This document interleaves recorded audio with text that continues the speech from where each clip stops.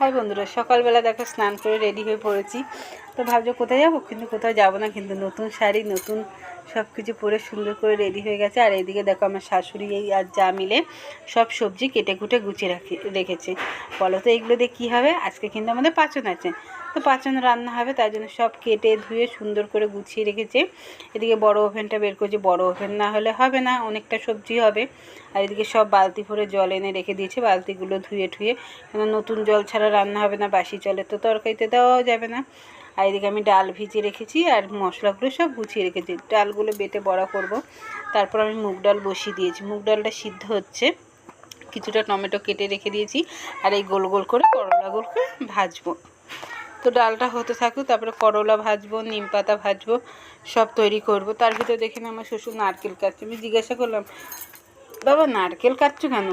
বললো যে সকালবেলা আবার দই চিড়ে খই নারকেল গুড় সব কিছু দিয়ে খাওয়া হবে, তো তার জন্য বাবা নারকেল ছাড়াচ্ছে। তার ভিতরেই আমার করলা ভাজা ডাল সব হয়ে গেছে। এদিকে আমি এঁচোড় আর কচু আর কী কী বলে যেন, ওইগুলো সব কিছু দিয়ে একটুখানি ভাপিয়ে নিচ্ছি, কারণ এগুলোতে একটু কষ থাকে।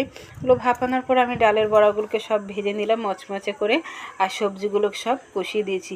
পুরো কড়াই ভর্তি হয়ে গেছে, নাড়ছি যেন কী ভয় ভয় জানো তো, লেগে না যায় যেন। আর কাদের কাদের বন্ধুরা তোমাদের বাড়িতে পাচন হয় প্লিজ তোমরা কমেন্ট করে জানিও। তো এখন আমি ভালো করে নেড়ে চেড়ে নিচ্ছি যাতে নিচে না লাগে, বেশ জলও বেরিয়ে গেছে সুন্দর। তারপর আমার লাবি নিয়েছি, এরপর আমি ফোড়ন দেবো। ফোড়নে দিয়েছি দেখো 5 ফোড়ন দিয়েছি, তেজপাতা, শুকনো লঙ্কা, কিছুটা নারকেল কুচি দিয়েছি আর কিছুটা কুড়িয়ে দিয়েছি।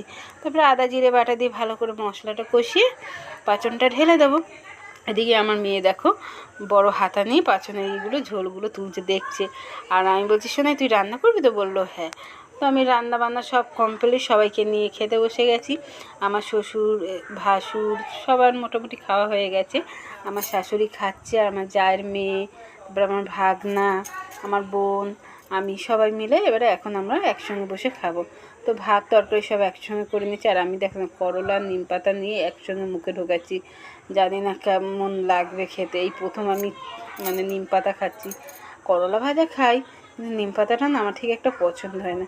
আমার শাশুড়ি আস্তে আস্তে খাচ্ছে, এদিকে আমার যাও খাচ্ছে, এদিকে আমার জায়ের মেয়ে আবার হাই করে দিচ্ছে, ওর খুব ভালো লেগেছে বললো। এবার আমি মুখে ঢোকালাম, এখন আমার মুখের রিয়াকশানটা দেখো কীরকম। বাবা